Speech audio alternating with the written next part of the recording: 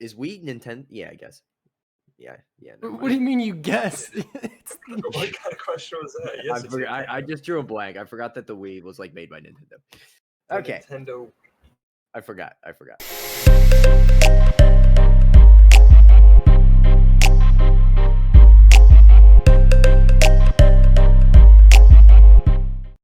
Welcome back to another episode of Game Winning Podcast. Connor here with Dula and Bryce, as always. And we have some nice topics today. We only have one headline this week. Bryce, would you like to kick us off with our headline? What? Because we have some nice topics today.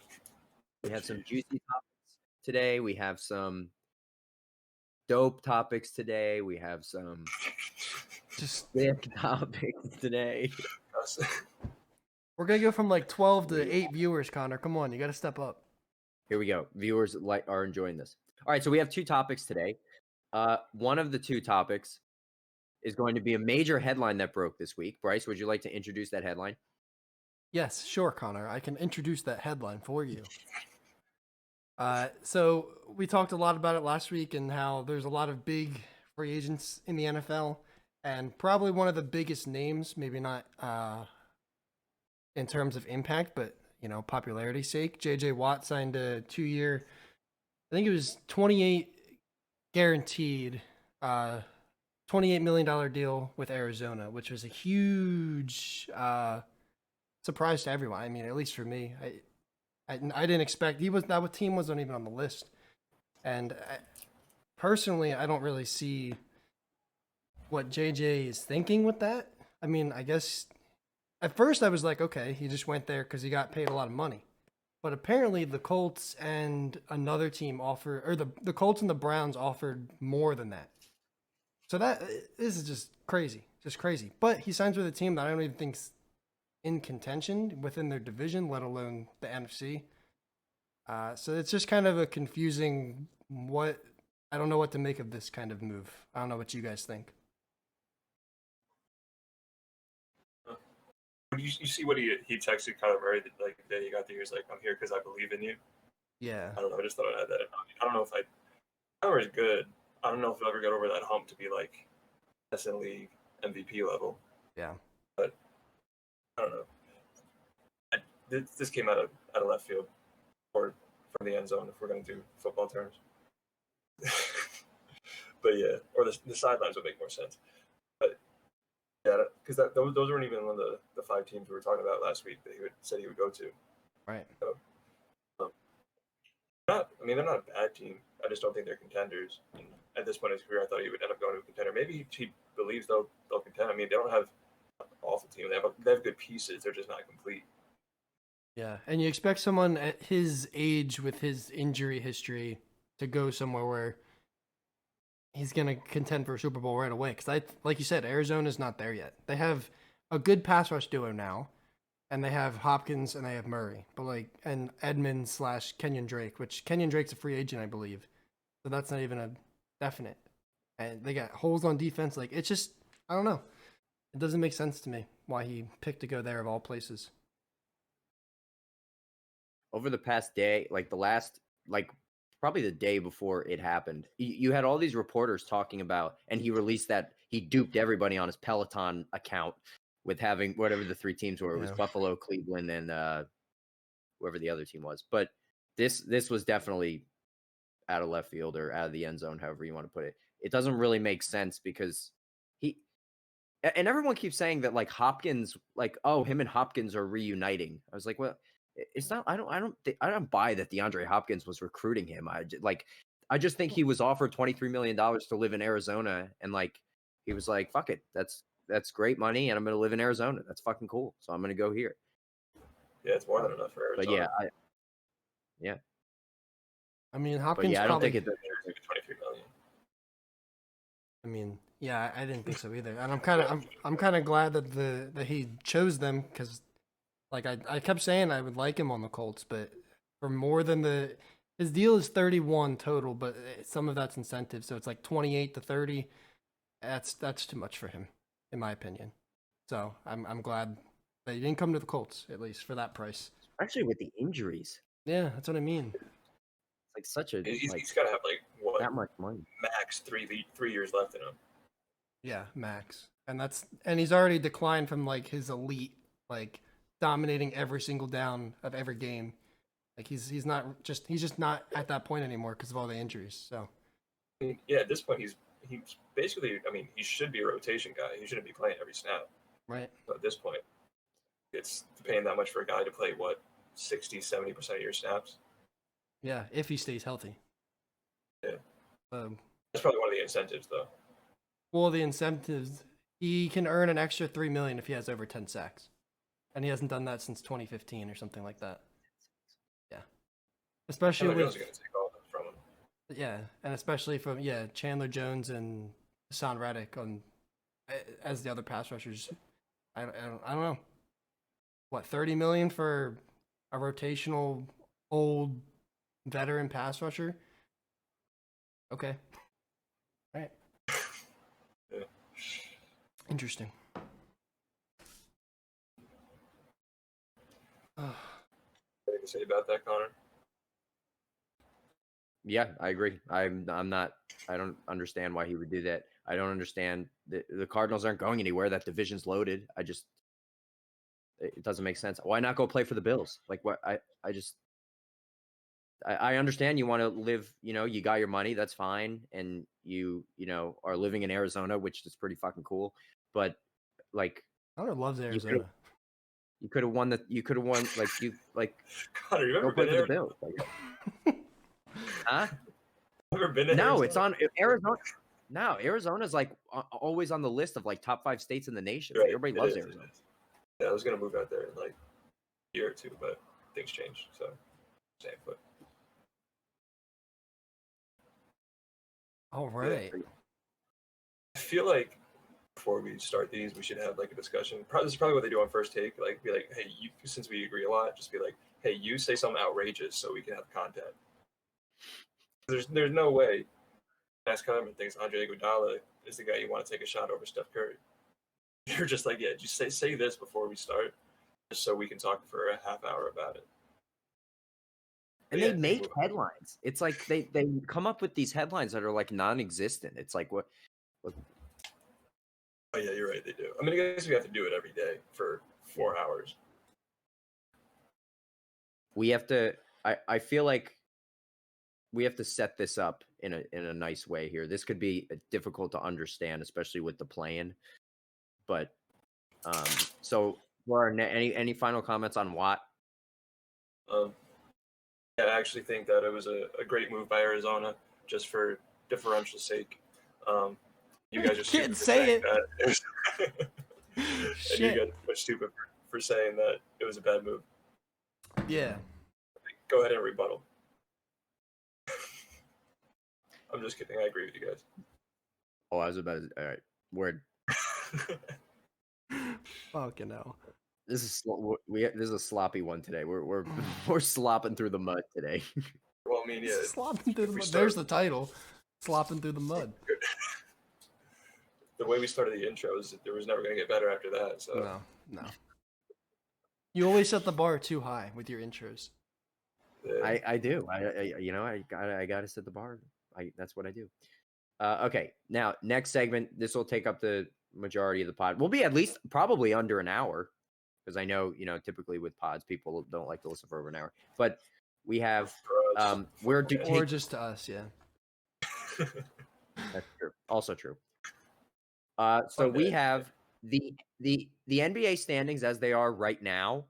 We are going to take that and we're going to basically simulate the playoffs as they are. And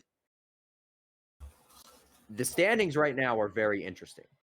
So I don't know if we should share a screen of the standings or if we should just say what the standings are, or it doesn't matter to me. Share screen. Yeah, you can do that. If someone wants to pull it up and then you can. So while Dula's doing that, also with these rankings, right? So you have the 1 through 8 teams make the playoffs in the NBA, obviously, and we're also taking into account the play-in tournament. And the play-in tournament is going to be where you have the 7th seed and the 8th seed are going to play each other in a 1-game playoff, quote unquote, and the winner of that game gets the 7. The 9 and the 10 play each other, and the winner of that game gets to play the loser of the 7-8 game. And basically, the loser of the 7-8 game has to win 1 game against the winner of the 9-10 game, and that team gets the 8 seed. Simple. If the 9-10 team wins 2 games against the loser of the 7-8 game, then the 9-10 will get the 8 seed. If we start, I guess we'll start with the East. The East is up here. So we all basically took these standings and we simulated the playoffs. And one note that we have here is that we are basically, what's the word I'm looking for? We are assuming that every team is healthy. So we're not, if someone's hurt right now, we're not taking that into account. It's all healthy teams, and we are going to simulate these playoff series. But we have to start with the play-in tournament. So for right now, the seeds in the Eastern Conference, we have Philly, Brooklyn, Milwaukee, Boston, the Knicks, Charlotte, Miami, Toronto, Indiana, and Chicago. Right now, those are the teams eligible for the playoffs. And right now, the play-in tournament would be between those 4 teams, 7 through 10. Miami, Toronto, Indiana, and Chicago. So with that being said, I guess what we'll do is we'll start with the 7-8 game, then the 9-10 game, then the loser of the 7-8 versus the winner of the 9-10. Yes, we're starting with the 7-8 game. I had the Heat winning that game with a healthy Heat team. That was actually a pretty hard matchup thinking about it because you got Van Vliet who's playing great, playoff Lowry. They don't have the same bigs they had last year, so even Aaron Baines and instead of Marcus Gasol really helped too much. But then the Heat with playoff Jimmy Butler, the way he was in the finals last year, I'm not going to bet against him in a game like that. It'll take all game. And Bam should be. And I took the Heat. To mention Tyler Hero, Duncan Robinson, yeah, they're set up to win that game. Yeah, I also have Miami, and there's just Jimmy Butler in the playoffs, in a 1-game playoff. Toronto's not even that good this year as it is, and Miami, they've been really good with Jimmy Butler, and for all the reasons that you said, I have Miami. And Bryce, I assume that you will have Miami beating Toronto in the 7-8 playoff. I do. Okay. So Miami, collectively for all of us, will lock in the 7th seed. Congratulations, Miami. They would play the Nets if the standings would finish like this today. Yes, correct. And the 9-10 game, Indiana and Chicago, I'm just going to save this one. It's not even going to be a game. It's going to be a 20-point blowout, and Sabonis is going to have 34 and 15. And Kobe White's going to shoot 1 for 29 from the field, and Malcolm Brogdon's going to have 29 and 6, and Indiana's going to win by 29. And Caris LeVert's supposed to come back after the All-Star break. And LeVert's going to come back. I swear to you, this Indiana team has 2020 Miami Heat potential. They just do. LeVert comes back healthy and he gets into midseason form quick enough. Yeah. They just do. Probably not because if they win right now, they'll be an 8 seed. But there's still plenty of time left in the season for them to get into the playoffs. Yeah. I also have the Pacers. Yeah, and then if we go the Pacers and Toronto in a 2-game series now, Indiana would have to win 2 straight against Toronto, and Toronto would only have to win 1. I still have Indiana. Toronto sucks. Toronto fucking sucks. And Indiana, when they get LeVert back, and if LeVert's even a shell of himself, I mean, really, even if they're good and they're really good. So they're the best 8 seed in how many years? So I got them winning 2 games. I'm doing this without TJ Warren too. But yeah, I got the Pacers. Oh, true. Too. True. Holy shit. Yeah, I forgot about that. Good point. Imagine they had TJ Warren next year. I think does everybody have? Yeah, I think we all have the same plan for the East. All right. Should we just run through the East now while it's up? Sure. Unless you want to do the 7-8 for the West. No, we can run through the East. All right, that's fine. We'll do the East first. So our first round series are Philly and Indiana, Brooklyn and Miami, Charlotte and Milwaukee, and New York and Boston. I know you love that Boston New York matchup, Connor. So Between Tatum and RJ, he's going to be jerking himself off the whole game.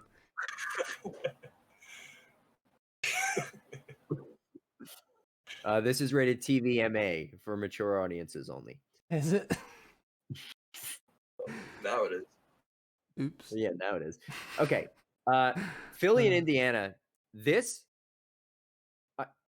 I every year there's a point in the season where you go, oh, Philly is very good this year. They have potential to go really far in the playoffs. That happens every year. And every year some shit happens and it stops.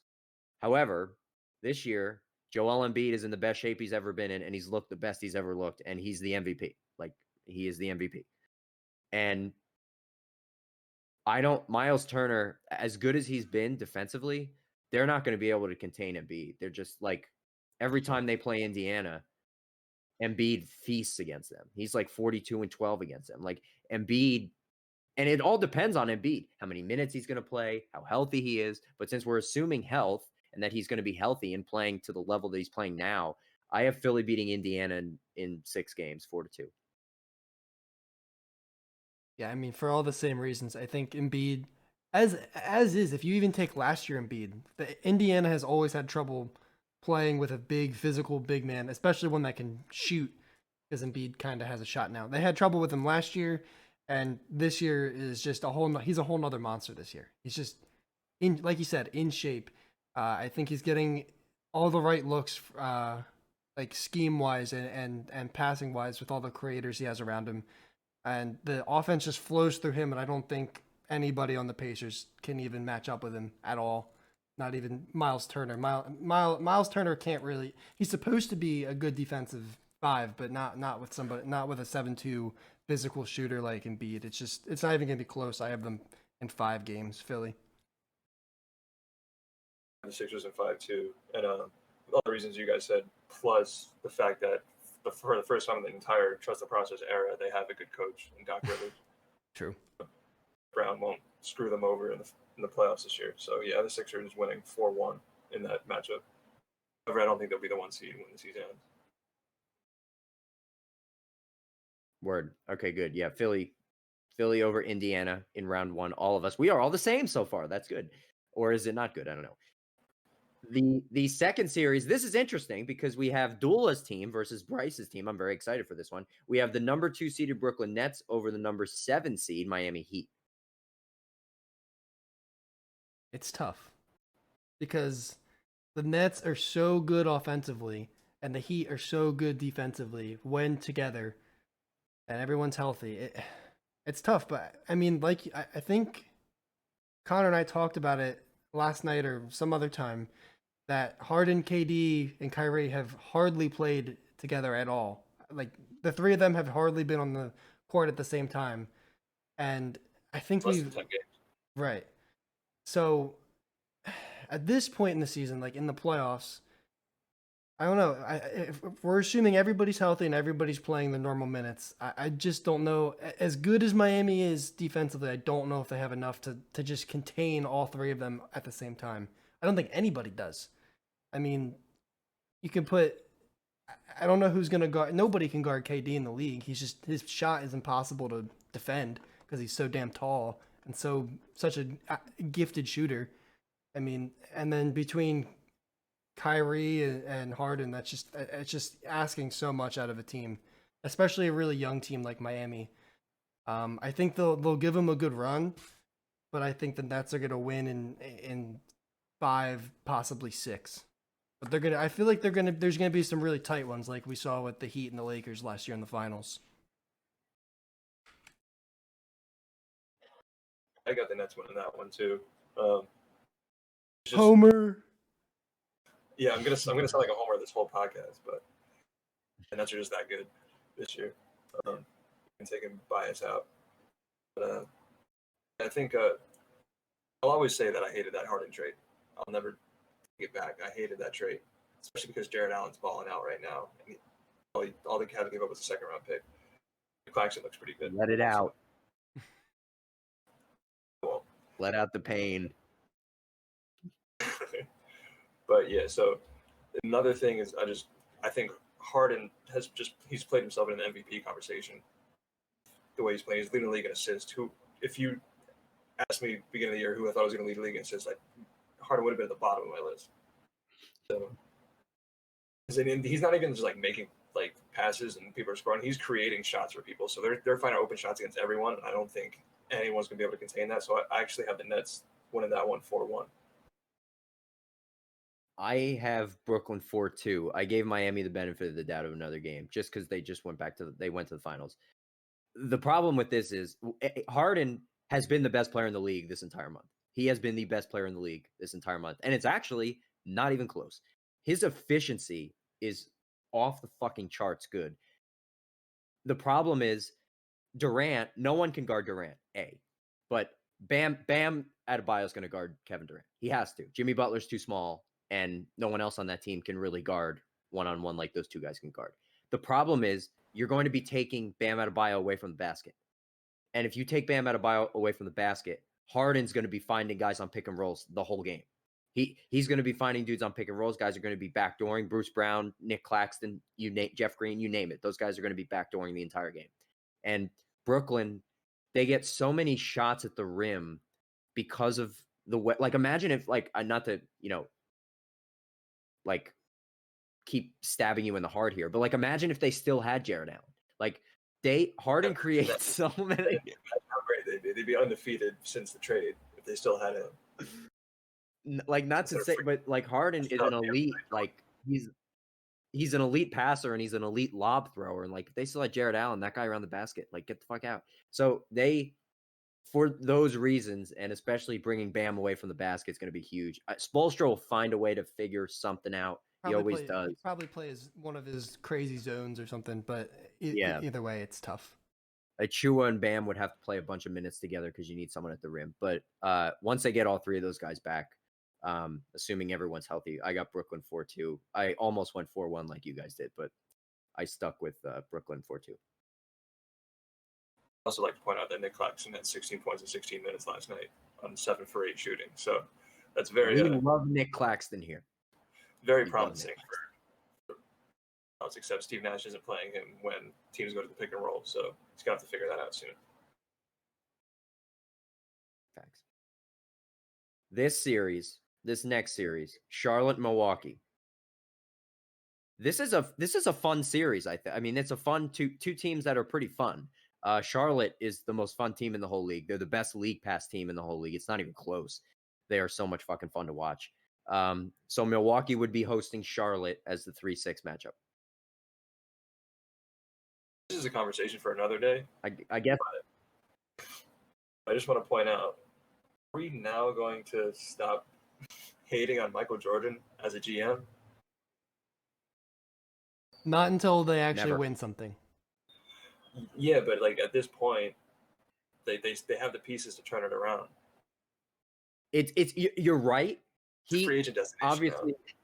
Obviously, like the Batum thing, that will never be okay. That the Batum thing will never be okay. The Biyombo thing will never be okay. I love Terry Rozier, but $84 million for Terry Rozier almost fell out of my chair for those reasons.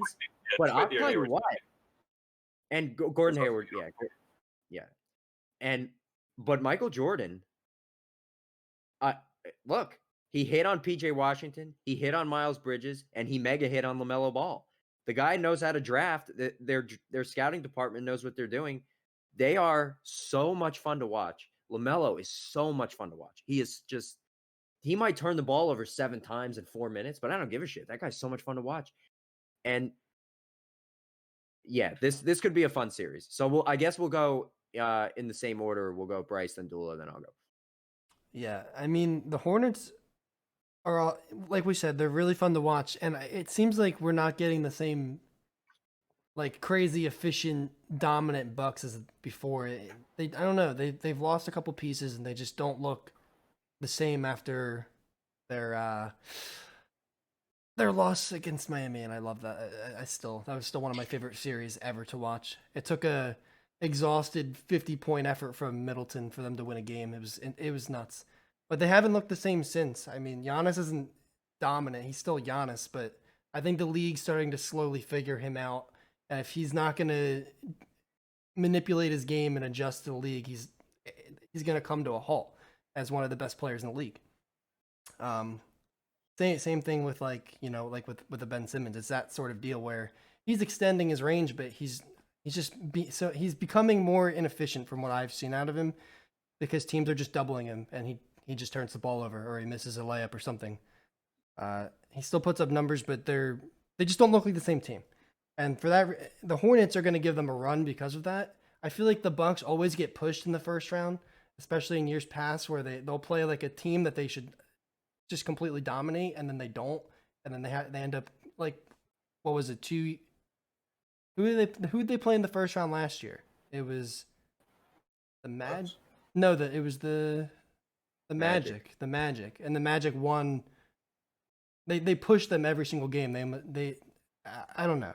The Bucks just always underperform against teams like this, and I feel like the Hornets are going to take a couple, but ultimately I don't think they're there yet to win a playoff series. They have the pieces like Dula said. They have Ball, they have Bridges, they have PJ Washington. Rozier's emerging as a maybe not worth the big contract, but he's definitely getting somewhere where he's not useless.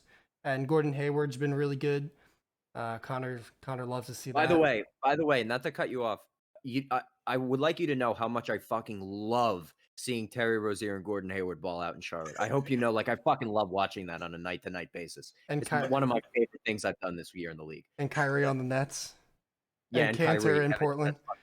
It's since and Ennis Cantor. Oh my, get the fuck out, Ennis Cantor. That's all. I'm not getting into this right now, but keep going. Yeah, but so the Hornets have the pieces, but I think they're a really young team, and they're still going to need another guy and some more development to get to the point where they can beat a seasoned, experienced team like the Bucks at this point. So I have the Bucks in 6. Yeah, like I said, the Hornets. If the Hornets make the playoffs, then that's just even more of a and they steal 2 games from the Bucks. That's even more of a reason for free agents to want to go there. And I think a lot of guys are going to want to play with LaMelo Ball. So I think their future is pretty bright. But also, Stephen A. Smith said that LaMelo Ball is everything we were promised Lonzo Ball would be, which I don't think is true. I think they both have a different skill set, and Lonzo's still a way better defender than he is. And a more efficient shooter at this point. Yeah, more efficient shooter. Doesn't turn the ball over as much. He's actually had a pretty good season so far. Mm-hmm. About Lonzo. We stand Lonzo. But I have the Bucks 4-2 just because I don't think the Hornets are quite there yet. And I still have Giannis and Middleton. And who am I thinking of? Bledsoe. Who's the other guy? Holiday. That's who it is. They got a decent team built for a first round win. Maybe second round. Who knows? We'll get there. Yeah, I got them 4-2.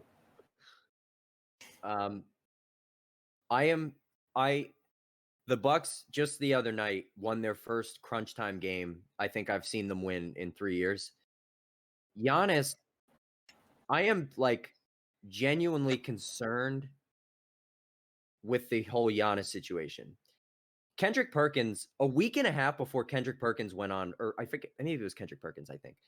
But I called Keebler one night last season, and I called Keebler and I said, I just had this, watching the Bucks, I just have this thing I have to tell you that I'm realizing now, this has to be the way that it is. And I called him when I basically told him was, Giannis is going to win MVP and Defensive Player of the Year, but Giannis, we talk about, the great wings in the league, Giannis, Durant, Kawhi, LeBron, etc. I said, Giannis is more of a secondary, Shaquille O'Neal with Kobe Bryant type of player. He's not a playmaker. And I said, the Bucks are treating him as the number one playmaker. He is putting up sensational numbers again this year, but he cannot be your playmaker. That's why I was a huge advocate for them going for Chris Paul, because if they had Chris Paul, that would be a guy who can close the game in crunch time. They got Drew Holiday, who's awesome, but he's not Chris Paul, even now. He's just not. And Middleton, I thought, deserved an all-star spot, but he's been really good too. But how good is Middleton? You know, Middleton can't be the guy who's creating plays for you in crunch time. Neither can Drew Holiday. And you have to treat Giannis like Shaq. You have to go get Giannis another guy who is going to anybody, a wing, a guard, anybody. Giannis is more like Shaq, not like Durant, not like LeBron, not like Kawhi. And that's what I called him and told him. And then a week and a half later, Kendrick Perkins was like, you know, Giannis is more like Shaq. We got to start treating him more like Shaq. And then Keeper was like, dude, you literally said this to me last week. Anyway, I digress. But, you know, I'm watching Milwaukee this year. And I even said this when they made these moves. I said, okay, they added Drew Holiday. That was good. But they got rid of Bledsoe, who for all his, you know, shit that he's done in the playoffs, he was still good for them in the regular season. I was like, did their team get better or is it just different? I felt the same way with the Celtics. I was like, is this team better or are they different than they were last year? And I think Milwaukee is just different, if not worse. I know Drew Holiday's been hurt, but they were at this time last year like 30-5. Like, they are always going to struggle in crunch time. They're always not going to be able to figure it out. And Charlotte, although they're not there yet, Charlotte is just, those guys really fucking love playing with each other. And they really love playing with LaMelo. Like, you nailed it on the head, Dula, I think you said this, when you said dudes are going to want to play with him because he can really fucking pass that thing.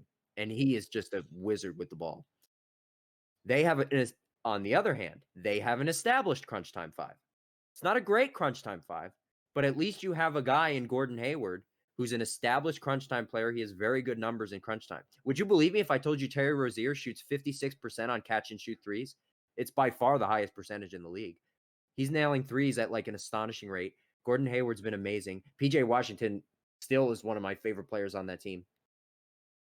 In this fake mock thing that we're doing, I am taking Charlotte in 7 games. Ooh. All right. I like that. I I don't really have an argument for that. Yeah, I don't have an Giannis argument for that. misses the game-tying free throws with 1 second left in the game. Oh, His jump shot is so alarming. It's so alarming that it's just I don't have any words for it. Like Anthony Davis goes to defend him in that game that they played against them earlier in the season, and Davis wasn't even trying, and just forced Giannis to take these terrible twos. Like, Giannis, if you can't shoot, like, I'd rather have a guy who can shoot jumpers than go to the basket. And I hate to say that because 20 years ago it would be flip-flopped. But in today's league, you need to be able to shoot. And Giannis can't shoot. He still can't shoot. He's still no better. He's worse at the free throw line than he's ever been. Look, his numbers, he's still going to be a top 7 player in the league. That's who he is. He's good like that. But he's not good in crunch time. He's not good at the free throw line. And he can't play make for anyone. He can't. And that scares me in year 3 of a year where they're supposed to be in the finals every year. So I got Charlotte in 7 games for the jokes, but not really. I just want to say, just imagine the ratings that series would get if it stayed like that. Absolutely. Yeah, LaMelo probably Rookie of the Year and the reigning MVP. The ratings would be crazy in that series. I mean, I'd probably watch every game. So watching LaMelo throw lobs to Miles Bridges, like, I could watch it all day. I could watch it all day. You know what's crazy? I've not heard one thing about LeVar Ball this season. And his Suns are thriving. Same. Maybe he finally learned he should shut up. Yeah, he does. But back when they were all in high school, it was clear to all of us that LiAngelo wasn't going anywhere. That dude fucking sucked. He was Dude, he was not good. LeVar was like, Jello is going to be in the league. No, he's not. He sucks. And then LaMelo grew a bunch of inches and, you know, became what he is. But yeah, LeVar, haven't heard anything from LeVar. So Charlotte is moving on in my bracket. I'm very excited. Okay, and this final series, let's just fucking get this series out of the way. Boston and the Knicks. I would be obviously this would be something that I would be very much looking forward to. I'd be very excited for this series. So if Boston played New York, what do you got, Bryce? I mean, the Knicks are really fun to watch and everything. Like they have some really exciting players. Obi Toppin's finally healthy. You're seeing him dunk the ball. You're seeing Julius Randle post people up, shoot threes. They got a bunch of young, exciting guards. Like they're a really young, athletic, explosive team who plays really hard under Tibbs. And it's just a team. It's the Knicks. You want to like the Knicks because they're like one of the big markets in the league. One of the more storied franchises in the league. Like you just want them. It's always fun to watch basketball when the Knicks are good. And right now I think their record shows. I think their record's a little better than the team actually is. I don't think they're ready. Obviously, they're not ready to win a championship. They still need a clear-cut superstar on the team. Julius Randle could be that number 2 guy, maybe the number 3 guy. But they have a lot of really young talent. And the interesting thing is the Celtics just seem to get worse every year. And I know Connor he thinks they'll be fine. But no, I don't know, Connor. Who said that? What? They'll be fine. They'll be fine. But I don't know. I think fine. I think the Knicks will Fine. give them trouble. I think they will. I don't think the Knicks will win, but I think they're going to steal a couple games, and Connor's going to be screaming at the TV because Marcus Smart chucks up 15 threes and hits 2 of them, something like that. And then the Knicks take the ball down the other side of the court and just dunk all over everybody because they have no big men that can defend anymore.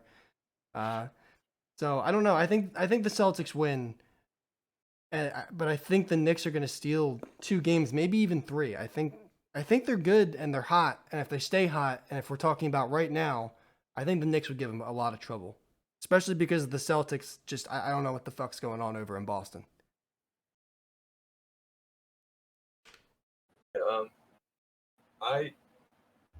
The Knicks are fun to watch. I think they're a little ahead of Charlotte and where they are as a franchise. They have Barrett, they have Randall, they have guys they can build around. Barrett's in his second year, but Randall's been in the league for a while, so they have a veteran they can build around. And then they have Barrett, who should be the guy they focus on to be their guy in the future. When it comes down to it, the Celtics have the better players. They have Jaylen Brown and Jason Tatum are better than the Knicks' best players. And if Kemba is Kemba, whenever it's his team's backs against the wall, he seems like he's at his best. Because I remember his years in Charlotte, he would almost single-handedly bring them to the playoffs. I mean, I think they snuck in as an 8 seed or 7 seed 1 or 2 times, and they were like 1 game away 2 years ago.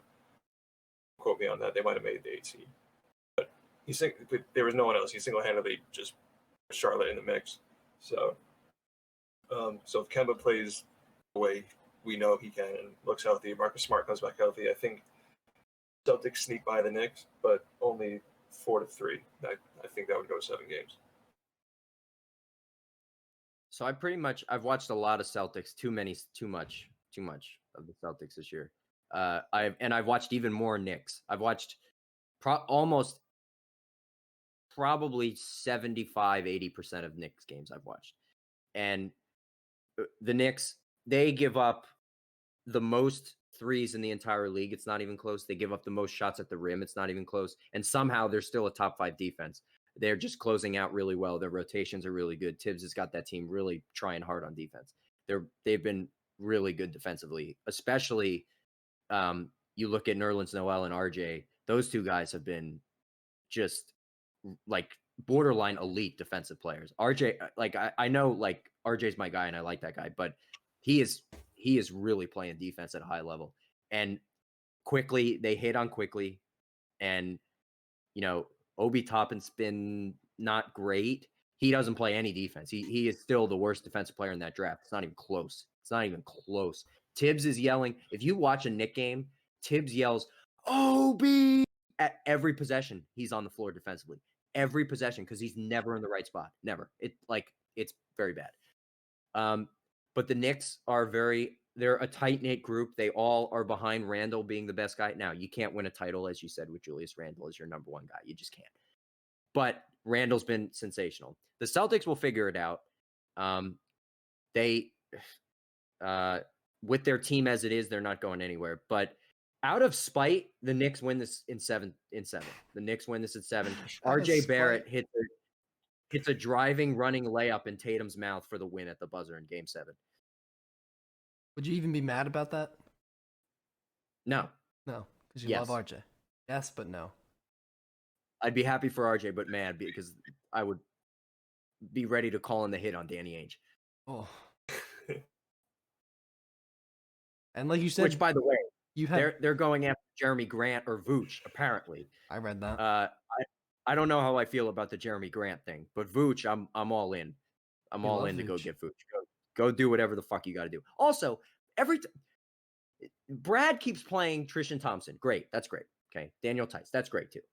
Play Bob Williams 30 minutes a game and see what happens. This is the same thing with Claxton, right? Brad doesn't trust him the same reason Nash doesn't trust him, because his pick and roll defense is just abysmal. Like Bob's like, what the fuck do I do? Every once in a while, he'll just bail them out by jumping a million feet in the air and blocking a shot. But Bob would just play him 30 minutes and see what happens. Like, I just want to unleash Bob Williams for just one game. He plays 15 minutes and he'll get like 8 and 11 and like 4 blocks. And I'm like, I just want to see more of Bob Williams. His per 36 numbers are through the charts. But yeah, out of spite, the Celtics would win this series. Let's be clear. The Celtics would win this series. But out of spite, I'm taking the Knicks in 7. Interesting. Especially because you have Brad Stevens on the hot seat too. He's no longer on the hot seat. I investigated, and I really took some time to think about it after I said that. I felt bad about saying it. But after you said it. Yeah, I called him and I said, I'm sorry I said that about you. No hard feelings, yeah. Yeah, I'm no look, because when I watch the Celtics in crunch time, their execution is flawless in crunch time. They get a bucket whenever they want in crunch time, and it's solely because of the fucking magic that Brad draws up during those timeouts. That this team is dysfunctional. It would be dysfunctional without Brad Stevens. So it would just be Tatum and Brown running around chucking up fadeaway twos. That's already what it is. But Brad just keeps everything together. And Danny's not angry at Brad, because Danny signed Brad for a million years because he wants Brad Stevens to be the coach. So I slept on it and watched in the crunch time. I said, this is not Brad Stevens. Their defense is still top 5 in the league, and they're still losing this many games. This is not Brad Stevens. Brad Stevens is doing everything that Brad Stevens normally does. It's just that their personnel fucking sucks. So Knicks in 7. Let's go RJ Barrett.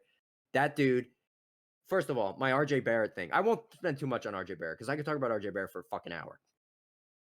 He was snubbed of the all-rookie team. He was absolutely snubbed. Nobody who put up numbers like he did his rookie year has ever been snubbed from the all-rookie team. And it's because the Knicks sucked and his percentages weren't great. But you look at every guy who's going to be on the all-rookie team this year, outside of like a big man and Tyrese Halliburton, their shooting spreads are going to be the same shit. So I don't want to hear this fucking shit when these other guys get on the all-rookie team. Like if Emmanuel Quickly, which he probably will, makes the all-rookie team, I'm going to lose my absolute fucking mind. I'm going to lose my fucking mind, because if he makes it with his shooting splits, there's just no fucking way that's acceptable. So that's my RJ Barrett rant. He's been sensational this year. He's been awesome, and he's only going to get better. He doesn't turn 21 till June. June. He's 20. He's literally 20. Literally 20 years old. Like, he's 20 years old. Dula, you are 25. Bryce, you are, what are you, 22? I am 22. Going to be 23. He is 20 years old. He's 20. That's you can't say you're going to be 23. You're going to be 23 in like 4 months. Yeah. Okay, rant over. Okay. Thank you. 5 years younger than me. Thank you, Robot Connor. Yeah. Rant over. Rant is now ended. All right, so now we got the semis, right? Took us, yeah. Yeah, I know you're gonna say, Bryce. Yeah, it took us a while. Yeah, it did. And we're not even well, done the East. All right, we'll speed up. We won't have to do that again. Rapid fire. Yeah, the West is pretty straightforward. Yeah, it's true. Oh, the West is not straightforward. The West standings right now aren't even going to be what they are at the end of the season. No, absolutely not. No, absolutely, yeah, absolutely not. Okay. Eastern Conference semifinals. What do we got? It's what? Sixers, Celtics. Sixers win that 4-1. Yeah, I don't think the Celtics really have anyone to guard Embiid, just like the Pacers. I think they're going to get their revenge this year. They're going to play angry. You know, as someone who lives, and Connor does too, really close to Philly, I listen to this Philly sports radio all the time, and all they could talk about was how pissed they were about the Celtics sweep last year. They won it. Doc's coming in to give it to him. He's not going to blow a 3-1 lead this year. They're going to win in 6. We sure? We sure about that? No. Actually, yeah, in 6, not 5. 4-2. Tatum's going to go yeah, off a couple games. Yeah, I have them beating New York, in my case, the Knicks by 4-2 as well. Yeah, Jesus. And then if we speed this up even more, Brooklyn and Charlotte. Brooklyn's going to run them out the gym. I got 4-1, maybe even 4-0. Yeah, Better than that's 4-2 over the Bucks. Yeah, I have the Nets in 7 over Milwaukee. It's going to be an interesting one. 7, huh? Yeah, I think maybe Giannis gives KD a little trouble and they make it interesting. That's my ideal world. Then you got This is Kyrie going to be a fun series. Yeah, it's true. But draw now one. Yeah. Yeah, and then Middleton's not great, but anyway. So now we got the East Finals. And this East Finals has potential to be really good. If it pans out to be Brooklyn and Philly, as we all have. Mm-hmm. This one could be really good because obviously Brooklyn cannot guard Joel Embiid. Obviously. And that is concerning. Like, it's not like, you're going up against, I don't know, the Cavaliers or somebody. Yeah, and that's a bad example. Like, you're going up against, I don't know, give me a team. Like, Milwaukee, let's say, right? And you're like, oh, but we got to keep Brook Lopez out of the paint tonight. He does that on his own. Like, you have to keep Joel Embiid out of the paint tonight. Like, you can't.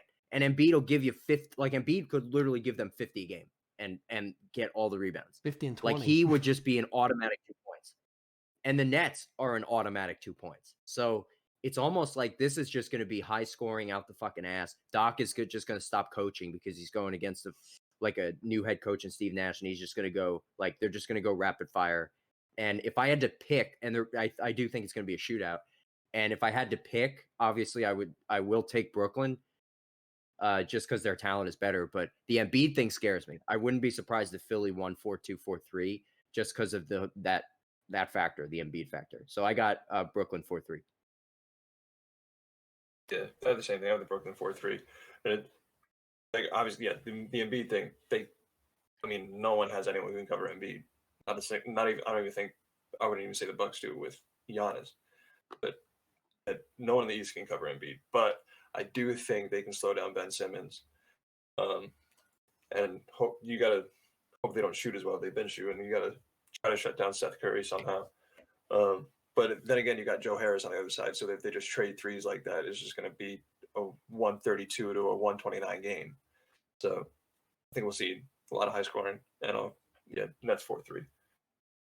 So I'll be the odd one out because I have Philly winning because of the Embiid dynamic, and I think they have enough sneaky good defenders to at least slow down, not stop Harden and KD and Kyrie. I think with a good mix of like Ben Simmons is a very underrated defender. People are so worried about him not shooting jump shots that they forget how great of a defender he is. I think he could match up with Harden or KD. You can't really stop them, but you can slow them down, and he's one of the better guys to do it. And I think you could argue that Ben Simmons is the best defensive player in the league. You could argue it. I think so. And a lot of people forget because Doc doesn't play him too much. They have Matisse Thybulle, and he's so not to thought. So go ahead. Not to cut you off. I've done that twice. I apologize. Thybulle. Okay, robot. He was gonna be a Celtic. Okay, he was gonna be a Celtic. The Celtics traded that pick, and then that team gave it to Philly, or some shit, or maybe the Celtics gave it to Philly. Whatever. The Celtics were like, we're taking Thybulle, and then the pick went. Yeah, I thought I had it, but I don't have it. Anyway, the Celtics were going to take Thybulle. They had Thybulle on their list of fucking guys that they want to take. If I got 30 minutes a night, like I know Thybulle doesn't play a whole lot of minutes, but like if you just put like 5 just four offensive players and Thibault out there and let Thibault guard Harden for 25 minutes. That would be entertaining as fuck. That would be so entertaining. Thibault's like the best rookie sophomore defender I have ever seen. Ever. It's not close. Yeah, and I know Dort's been really good. Dort is good, but Dort gets more minutes than Thibault does. Dort is a better one-on-one defender, probably, or they're both the same. They're very close. But Thibault, the off-ball stuff with Thibault is off the fucking charts. He is like so good defensively. When he's in the lineup, their defensive numbers are through the roof. So I just thought I'd mention that. Continue. Yeah, basically, I think they can't stop Embiid. I think the Sixers have enough firepower between Embiid, Simmons, Seth Curry, Tobias Harris. I don't think Maxey will play too much, but if they decide to play Maxey, he can score. I think they have the firepower to go back and forth. I think it's going to go 6 or 7 games, but I think I'll take Doc Rivers over Steve Nash as head coach. I think that might give them the edge, and they're going to win. I'd love to see it. Interesting. Another name that we haven't mentioned was Bruce Brown, because he's been ever since he scored 29 that one night. He's been incredible, and he's in the starting lineup now because KD's out, so he's going to be their sixth man, and he plays physical defense, and he's a great role player. So he's kind of the I wouldn't compare him to Thibault. I guess like in the rotation, he'd probably be like the Thibault too for the Nets, but not in like production wise, just as like minutes wise And he's better offensively than Thibault by like a mile. He's much better offensively. That's why I said I wouldn't compare him to him. I would just say like if they were to go to the bench, that'd be like kind of the role he would play. And I know I said this last time. Team actually. Go ahead. Sorry. Just outside of Embiid, like those two teams match up really well, like down the board, like the entire roster. And that's what I was thinking when I was going through this. I was like, I like this matchup a lot. And like, if it wasn't for Embiid coming in and fucking it all up, being like a complete dominant force, I'd be like, I really like this. Could be like really, it still could be a really good series. And like Joe Harris, I told you last time, he is like now in that like every time he shoots it, I think it's going in group where it's like him, Curry, Clay, and like Duncan Robinson, and like that's it. And he is like in that group now. Like, and every time he shoots, because he gets open threes, like he gets like 4 open threes a game. It's disgusting. Like it's insane. So yeah, for all I got Brooklyn, but Bryce, I like it with Philly. I could see that too. Now we go to the West to speed this up a little bit. Here are the 4 teams that are would be in the play-in tournament if it started today. It'd be Denver, it'd be Dallas, it'd be Golden State, and it'd be Memphis. That would be fun. But to save the time, who are the 2 teams that you guys would have in those spots, and what order would you have them? So I think Denver beats Dallas for the 7. They stay at 7. And then I also think then Dallas goes through. I think they're the most complete team of the 3 left between Dallas, Golden State, Memphis. And they're also the more experienced in the playoff team, maybe besides the Warriors, but the Warriors are kind of a jumbled mess at the moment. And unless they make some interesting moves, I don't think they're going to, just Curry alone isn't going to be able to pull them through a play-in series. I don't think he's already playing so much now, and it's barely enough. So I think Dallas takes the 8. So Denver, Dallas, 7-8. That's what I got. I have the Warriors at 8 for kind of the opposite reason Bryce said. I think Curry in a play-in series is just going to go off. Curry's going to will them to win that series, and that's the Mavs winning the 7-8 matchup just because you saw the way Luka played in that series against the Clippers last year. So yeah, if he does that again in that play-in series, I mean, I would take him over take the Mavs over the Nuggets in that situation, especially with a healthy Mavs team. So the Mavs, I was going through this 7-8 game, like really thinking I was really thinking about the 7-8 game for like a long fucking time. It's a really good one. Luka shoots. It's gone up. He's been better, but like his 3-point shooting is still like not good. But he takes that step back, but it's to the side 3-pointer and misses it for 46 minutes. But makes it in the last 2 minutes of the game every time. Like he doesn't miss like in the last 2 minutes of the game. It's wild. And like, but he will miss it. He'll go like 1 for 7 through 3 quarters, and then he'll hit like 2 of them in the last 45 seconds to win the game. Luka is, as we know, the dude puts up in the big games. He does. He does, and he's shown that he does. And Dallas is better than Golden State, but in a game against Denver, Jokic is like low key. I don't know. Like if I don't think a lot of people know this, but like statistically at least, Nikola Jokic is the most clutch big man of all time. And it's like not close. Really? Like his clutch Wow. points and clutch points produced are higher than any big man ever. It's higher than Shaq, it's higher than Tim Duncan. It's like it's so high, it's so stupid. And when you watch them in crunch time, Jokic just like gets these stupid fadeaway twos, or he gets like stupid layups at the rim where he's like breathing really hard. And he is so clutch. Like Jokic is so clutch. And if him and Luka played and they were just trading like fucking amazing plays down the stretch, like that'd be so much fun. So I will go Denver just because Dallas has been pissing me the fuck off. And but I'll take Dallas over Golden State. Memphis shouldn't even be in this conversation. And I will take Dallas over Golden State, but marginally, very marginally, because Curry could win 2 games, no problem. That would not be a problem for Curry to win 2 games by himself, as you said. So, but I just know the rest of their guys are just not there. It's just not it. Those guys are just not it. Dallas has a much better team. And if Porzingis, who the fuck knows what's going on with that guy, if he can come back quasi healthy, they'll be fine. Let's just hope that if Denver comes down to it and they have a chance to tie the game and they have a 4-on-1, that's at least one guy touch the basket. Let's hope they learn from that. You hate to see it. So bad. All right.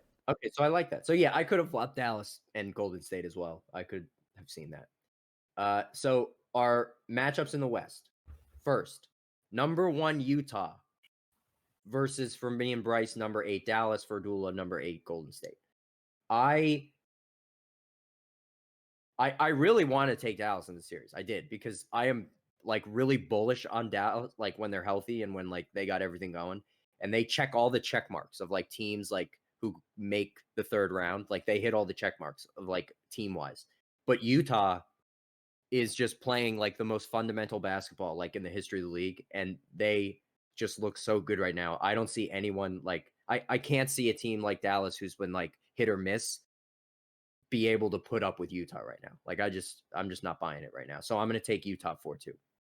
Yeah, I mean, you take that and how deep they are and how many like Mike Conley has really made, as we've gone over before, he's made such an impact on that team, and he's so underrated as a ball handler, creator, and even as a shooter right now for them. And I just don't think the Mavs, who's their second best player outside of Porzingis, like Tim Hardaway? I don't know. I don't think they have enough firepower outside of Luka or consistency with Porzingis to beat a team, like you said, that's so fundamentally sound and so fucking hot right now. And they have so many role players that can just come in and score 12 to 15 points easily between O'Neal and Conley comes off the bench, doesn't he? Or no, does he start now? He starts. Clarkson comes off. That's who I'm thinking of, Clarkson. Like, it's just, they have the 6th man of the year, potentially the defensive player of the year with Gobert, who's always in that conversation, and Donovan Mitchell and Mike Conley. It's just, it's too good of a team, too good of a coach to beat with just Luka alone, I think. So I have the Jazz in 6. I have the Jazz in 4 over the Warriors. I would go as far as to say that, I mean, yeah, the Warriors don't have a shot. Curry can't will them. I mean, he might be able to will them to win 1 game, but shut up, sorry, someone's car alarm's going off outside my house. It's all good though. Yeah. Shit, what was I saying? Yeah, Jazz are the most complete team in the league, West or East, because like Bryce, you just ran down. They fill every single role you want. You have their scorer, their defensive player, their shooter, Bogdanovich, who also didn't play in that series against Denver last year. Also a very good defender. So yeah, they're the most complete team in the league, I think. So we're just gonna run through the 8 seed. Plus they got ISO Joe the second, right, Connor? Stop. Also, and they like Quinn Snyder, Mike Conley has been so, and it doesn't show up in the stat sheet, but like when you watch them play and Mike Conley just, he there's just dudes who know how to play basketball and like are always like 8 steps ahead of everybody. And like Mike Conley is that guy.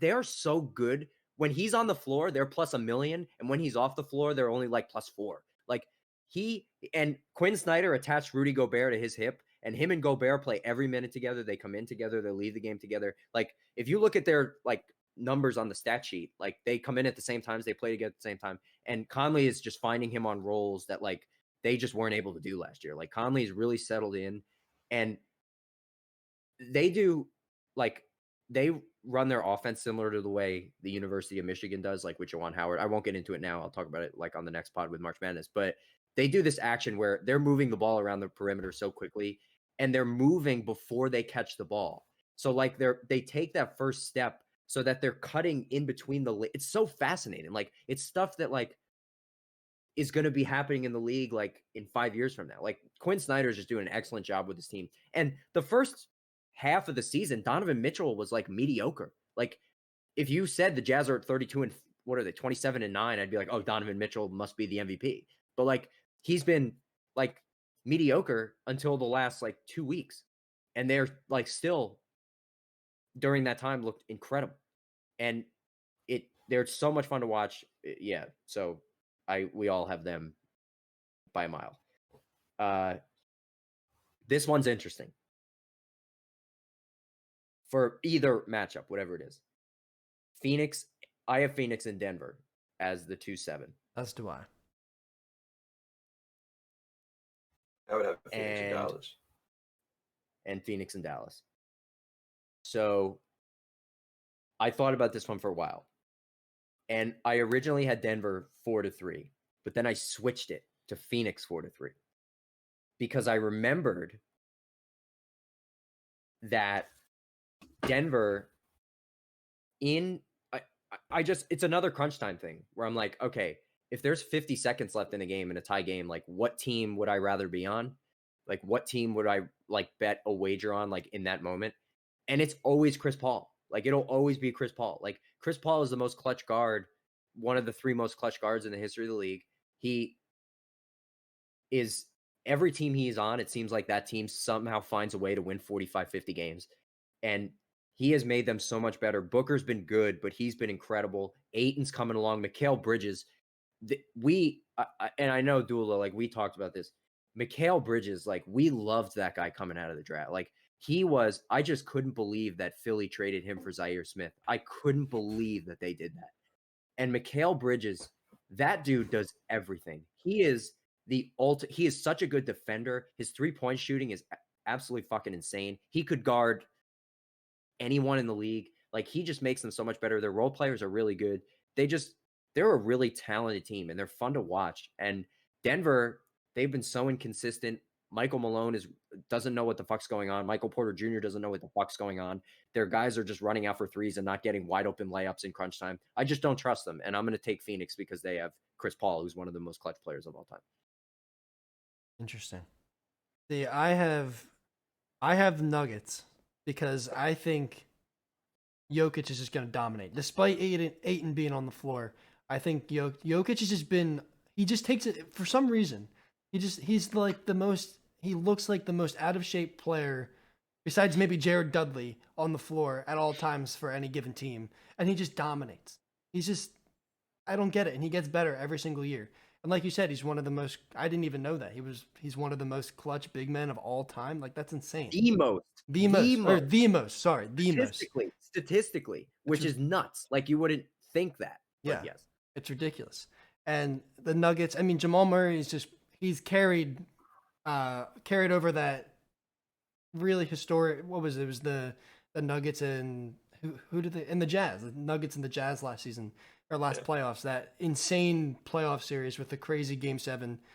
He's just carried on that momentum and he's been a legit player finally, like consistently throughout this season. He had a bit of a slow start, but he's really picked it up as of late. And I just think between Jamal Murray and Jokic, I think that's enough to beat an older Chris Paul, who will probably go down with a hamstring injury. But we're assuming that everything's going to be okay. Between him and Booker, I think I take Murray and Jokic over an old Chris Paul and Booker, who's just been okay. Yeah, my matchup was different than you guys, and it was Phoenix Dallas. So I took Phoenix 4-2 over Dallas because, like Bryce said before, outside of Luka and Porzingis, Mavs don't really have anyone who could score. And Phoenix they have a lot of good role players, not necessarily a lot of good players per se, but a lot of good role players. Like outside of Chris Paul and Devin Booker, we have 8-2, but they, they're not really a complete team, but they have a lot of good players who can propel them over a team like the Mavericks. Maybe not the Nuggets. If I had the matchup, I probably would have had the Nuggets. But since I don't, like Phoenix over Dallas. That's actually so funny you say that, because if it was Dallas, not Denver, I would have taken Dallas, I think. Really? Yes. I don't know. I'm not sleeping on the Suns. No, I'm not either. I like what they're doing, but Dallas, I don't know. I'm so bullish on them. They're so big at the wing position. They're so Luka 6'8", Tim Hardaway 6'7", Dorian Finney-Smith 6'6", Josh Richardson 6'6". They can switch on the perimeter like you wouldn't believe, and like they're just like not gelling really well right now. I don't know what the fuck Rick Carlisle's doing. I love Jalen Brunson, by the way. Jalen Brunson's been really good. I'm so bullish on them. That's why I probably would have taken them. But yeah, it'd be close though. Phoenix is really good. And then Clippers, Kawhi gets to go at Popovich again here. The Clippers in San Antonio. San Antonio's been fine, but I got the Clippers 4-1, a healthy Clipper team. Just San Antonio's got a lot of young guys in DeMar DeRozan and LaMarcus Aldridge, who fell off a fucking cliff this year. He really fell off a cliff. And I don't know. Their young guys are good and they're fun to watch, like Lonnie Walker, Keldon Johnson, etc. And DeJounte Murray, like that guy's been out of this world good. But the Clippers are now quasi-experienced. And if you have Kawhi Leonard on your team and the best player on the other team is DeMar DeRozan, you're winning the series. So I don't think it's even close. I have the Clippers in 4. Yeah, I got the Clippers in 5. And actually, at what point, if you're San Antonio, at what point do you start rebuilding? I mean, you just trade DeRozan, trade Aldridge, trade Patty Mills, just like strip it down and just start rebuilding, because you're not going to get back to where you were before last year, the year before, the past 20 years. You got to start rebuilding at some point. But yeah, because they're not going to be competitive. So I got the Clippers in 5. And you have 3 really good young players. DeJounte Murray's really good. Keldon Johnson, I remember, like Bryce, I remember telling you out of the draft when you got Hero, I was super bullish on both those Kentucky guards. Keldon Johnson and Hero, like, were both like that team, that Kentucky team also had PJ Washington. That team was really good, and they should have made it to the Final Four, but they didn't. But anyway, Keldon Johnson's really good, and Lonnie Walker's really good. You got to trade DeRozan. He's got to get out of there. He's got to go to a contender. And LaMarcus Aldridge needs to retire, and Greg Popovich needs to retire. And they have to reset the whole thing, because they have some good young players, and they could make something happen if they draft well. I agree. So now, and then, this one. Do we even have to talk about this one? Healthy Lakers over Portland in 4. I said 5 just because Dame might hit a big shot in one of those games. And I have them in 6 because I think the Blazers are a much better team than people give credit for. I mean, this is the most solid team that I think Dame's had since. It might be the best team he's been on since he's been in Portland. You think it's better than the team that went to the conference finals? Yeah, I think they're more put together and have some better role players. Yeah, they have Covington, Gary Trent's been unreal. Damn right. They got Cantor back. Cantor's playing really well. Anthony Simons is starting to emerge, and I know Connor loves Anthony Simons. I love Anthony Simons. One of these, some team is going to trade for him. Portland, you know how many teams have called about him, and Portland's like, we are not trading him. And they're like, why? You play CJ McCollum, Damian Lillard, and Gary Trent all these minutes. You barely play Anthony Simons. Why are you not willing to trade him? They're like, because we know how fucking nasty he is. Mm-hmm. One of these fucking days, he is going to play more minutes. He is so raw and so disgustingly talented. It hurts my soul that he doesn't get more minutes. But yes, go on. Yeah, and well, before you cut me off, I was gonna say Derek Jones too. Like they just have these really athletic, defensively sound guys that can shoot, and Dame just carries them with like 40 to 50 points. So I think they're gonna steal a couple games and make it competitive. And Melo, we're forgetting about Melo, who's been unreal, who looks like he's playing in Madison Square Garden again. He's been crazy, but I mean, I just don't think it's even this really good Portland team isn't enough for LeBron and AD. It's just not. I like it. And now we have a fun conference semifinals. Yeah. I agree. Which do you want to do first? Would you rather do Lakers and Utah first, or would you rather do the Clippers and Phoenix first? We just did the Lakers, so let's do the Clippers and the Nuggets. Oh, that's right. You have the Nuggets. Okay. So right, you go first, Bryce. You got this one. So here's where my brackets start to get interesting. Because I have some different teams than you guys, and I have probably some different winners. The Clippers are really good, but I don't really trust the head coach. I just don't. I think he was carried in teams past. Ty Lue is just. I just didn't think that was. I guess it made sense because he was an assistant coach under Doc, but I just don't think he's fit to be a head coach. And really, like, when it comes down to it, if you watch playoff NBA basketball, like, coaching in crunch time really matters. The inbounds plays, the like plays out of timeout, all that kind of stuff is really important. I don't think he's the greatest at that. I think LeBron did a lot of the work and carried a lot of the load when he won his championship in Cleveland. And I also think the Nuggets, like I said, they're really good this year. Like, Jokic, him and Embiid are like neck and neck for MVP if you look at stats and just how dominant they've both been in their respective conferences. Jokic is unreal, and between him and Murray, it's going to be tough because Paul George has been playing really well, but as we've seen in years past, he just shuts the hell down in the playoffs. I don't get it. Maybe this year's different, but since Indiana and him against the Heat, it just we haven't seen playoff P in a long, long time. But obviously Kawhi is just a machine. He's going to dominate. He's going to be really good, especially because the Nuggets don't have a really dominant wing defender to throw at him either. It's going to be I think it's going to be a shootout, and it's going to go to 7 games, but I have the Nuggets winning.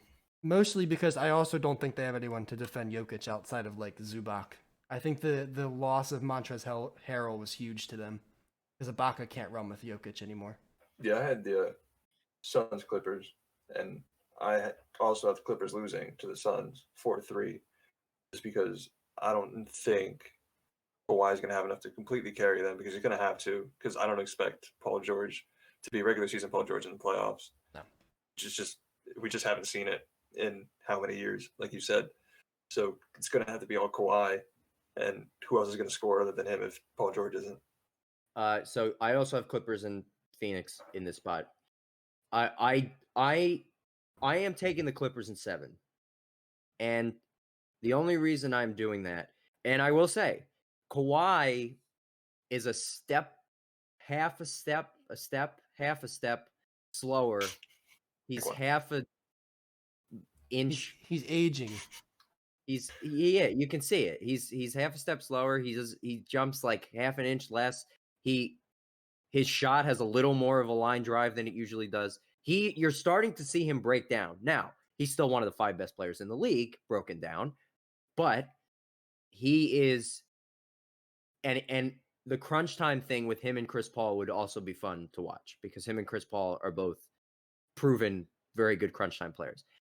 I take them in 7 because I'm flip-flopped with what you just said, Dula. I actually think we will see a good Paul George in the playoffs.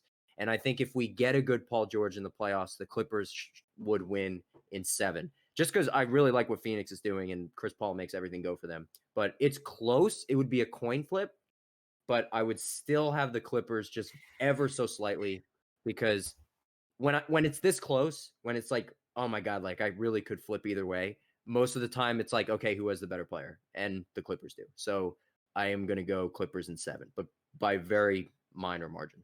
How much Interesting. fun does the series potential have if lot. playing at the same next level one? that they're playing at? Yeah. That would be incredible. Utah and the Lakers. Somebody, Bryce, kick us off. So this is really interesting because I think what we've talked about with the Jazz in the past games is the fact that, I mean, Donovan Mitchell, even when he's playing mediocre, this team's really good. They fill all the right spots. They have all the right role players to be a dominant team. They're one of the best teams in the NBA right now, arguably the best and the most well-rounded. They have a defensive player of the year, but a defensive player of the year candidate. But I think with the Lakers, with their actual defensive player of the year, I don't think Gobert can run around with AD for an entire game, let alone when they sub in and they have Gasol and they have Trez. Like, they just have this. The Lakers really addressed one of the soft spots on their team from last year that won a damn championship, and they didn't have a 5, like a true 5 outside of AD, maybe JaVale McGee, but like, that's JaVale McGee. They added a lot of depth at the big man position. I don't think the Jazz they don't quite have that outside of Gobert, and then they don't have anybody to guard LeBron. They just don't. Nobody can guard LeBron except outside maybe Kawhi, and maybe Ben Simmons, because we put him up there as one of the best defenders. It's just, I don't know. I think the Lakers are a better team, and as good as the Jazz are, I don't think you can stop playoff LeBron and AD together. After what we saw last year, you know what to expect. They're gonna dominate at all times when they're on the floor, especially when they're together. And KCP's been really good. Their bench players have been good. They've gotten rid of trash can Danny Green, who can't play defense and can shoot 3 sometimes. So I think they addressed some weaknesses, improved as a team. As good as they were last year, they're even better this year, roster wise. And when everybody's healthy and together, assuming LeBron and AD are not hurt, LeBron's never hurt, but assuming AD's not hurt, I think they win in 7. It's going to be tight because the Jazz are so fundamentally sound and just such a good team this year. But I can't doubt LeBron at this point.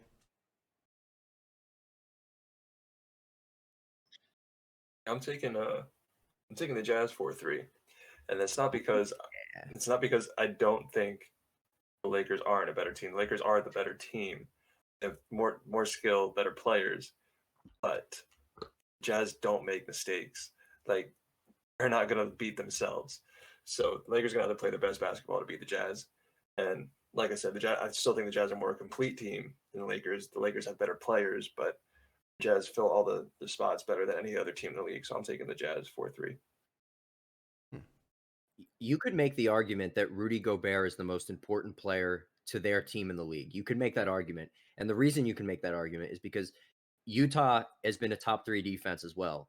And their whole defensive scheme this year has been, we refuse to give up threes. We refuse. Like, you will not shoot threes against us. And it's simple how they do it. Guy ball kicks out to the corner for a 3. The defender sprints out to close out. Sprinting out without really, you know how you can either attack it one of 2 ways. You can either sprint to the guy and prevent him from shooting it, but it'll go right by you. Or you kind of do that half thing and he shoots it and then you put your hand up at the end. That's how most teams do it. That's how most teams close out. And then they just box the guy out. Utah sprints to the guy and basically prevents the guy from shooting. The guy drives to the basket. But Rudy Gobert's there and they can't do anything. And they swing it out to the next corner and the next guy flies out to the corner. And it's just an endless cycle until the shot clock runs out. So having Rudy Gobert there to protect the paint, they could not do the defensive scheme that they have if it was not for Rudy Gobert being there. So his plus minus defensively is also through the roof. That's why he will most likely win Defensive Player of the Year. I had Davis before he got hurt, and then Ben Simmons also in the conversation too. But their defensive scheme is really good. And against the Lakers, a team with LeBron and Davis who are perimeter oriented, they're both pretty perimeter oriented. Davis is as well. They want Utah to prevent them from shooting threes. Like, they want to go to the basket. They're both, we know how good LeBron is going to the basket, and Davis is good going to the basket too.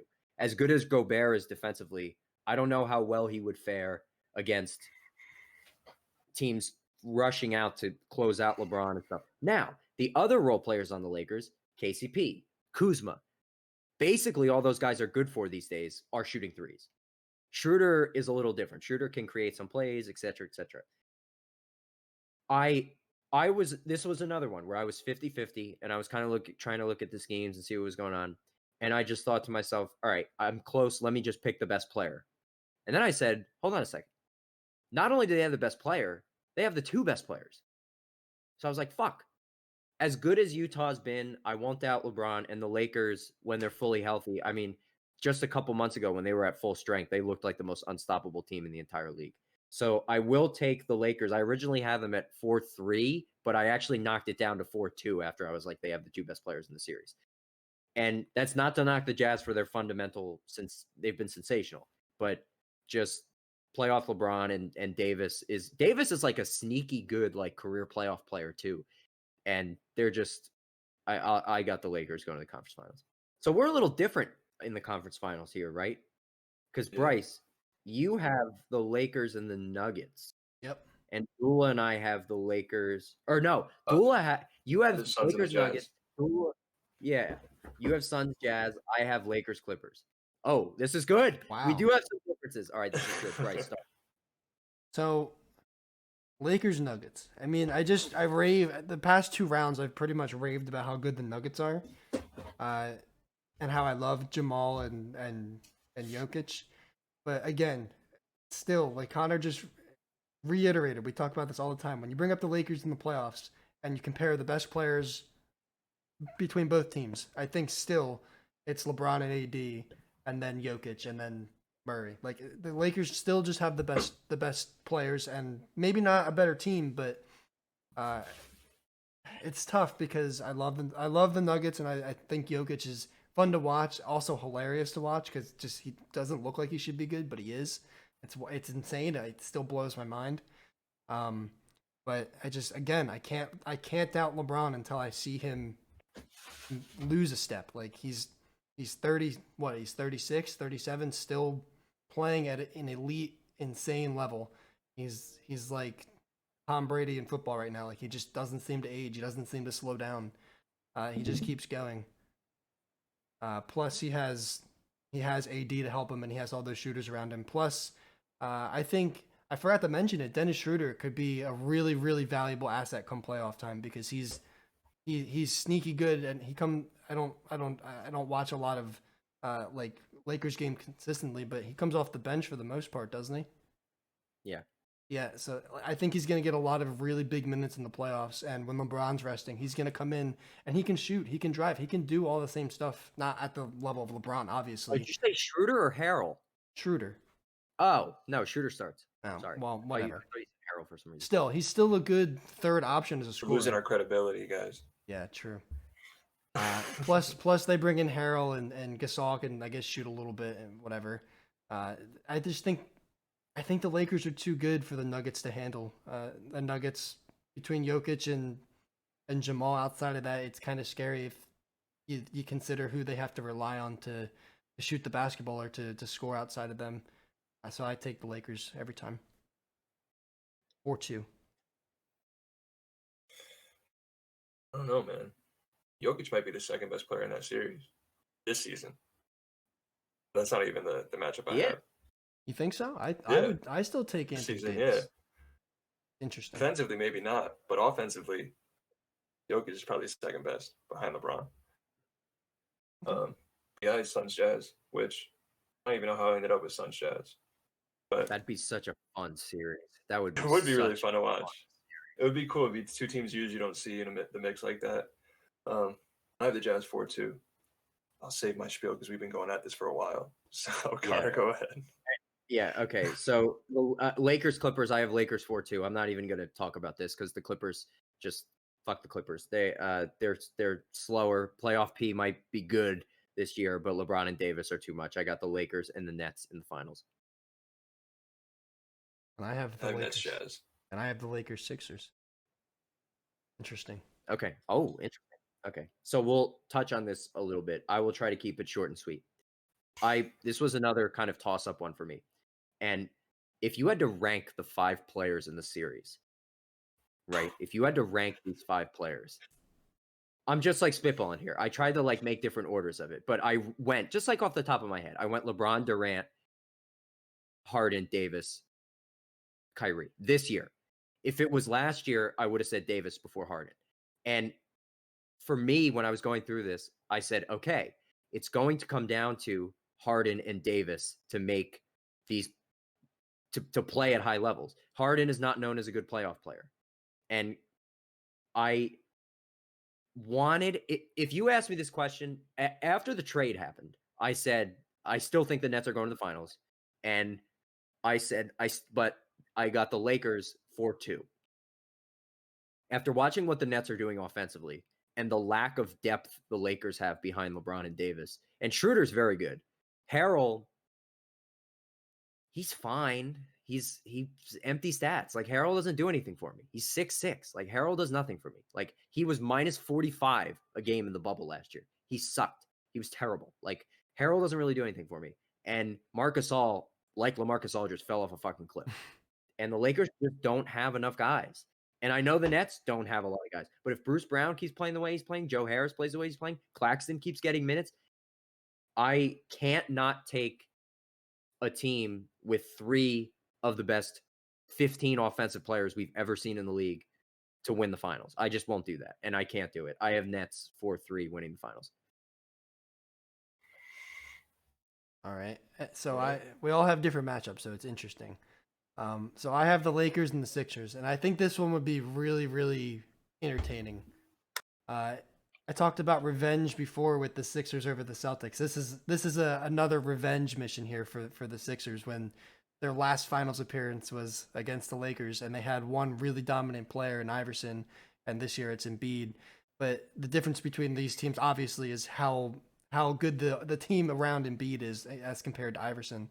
Obviously, they're going up against LeBron rather than Kobe, Anthony Davis rather than Shaq. But like these teams are really, I think they match up really well. But I think the Sixers have more depth, and they have the better shooters, and they have the better head coach. Maybe they don't have, I think LeBron over Embiid, but I think it's LeBron, Embiid, then Anthony Davis. It's really tough, but I have the Sixers in 7. Wow, the Sixer magic sucked you in. It happens. Embiid's just I like the it. process. I like it. I would hate it because that's all we're gonna hear about for the next 7 years is we won the finals. Cool. I can't stand Philly sports, but Yeah, you just got Eagles fans talking about that Super Bowl they won. yeah. There's this guy at a softball game. He's an Eagles fan, and it was like 2 years after they won, and I'm a Patriots fan. So he was like, oh yeah, Tom Brady lost to the Eagles in the Super Bowl. And I'm like, well, first of all, I threw for 505 yards in that Super Bowl. And second of all, he won the Super Bowl the year after that. Where were the Eagles? But yeah, they're still trying to hold on to that glory. So that's like Connor. That's like Connor sitting here and being like, yeah, well, Eli beat Tom in the Super Bowl like 10 years ago. Like, yeah, that's so annoying. The day I make the argument for Eli Manning to be in this conversation is the day I jump off the balcony. Yeah. But anyway, I have the Nets and the Jazz, and I think it's slightly wishful thinking because I think the Nets will have an easier matchup against the Jazz than they will the Lakers. So I try to get rid of the Lakers in my bracket, but I have the Nets winning 4-2. The Jazz don't have enough offensively to keep up with the Nets. So, but yeah, that's probably gonna be Nets Lakers if I'm being entirely honest. And what a fun series that would be. All right, there you have it. Thank you for joining us on this episode of Game Winning Podcast. We'll be back next week we have to do a lot of March Madness stuff because Selection Sunday will be on the 14th, and it'll be the Thursday before March Madness. So we are going to do probably I have a lot to say or a lot of stuff to do, and we'll figure out what we're going to talk about. So it'll be mostly March Madness. So thank you for joining us. Please subscribe to our YouTube channel, follow us on social media, and we are always trying to post content.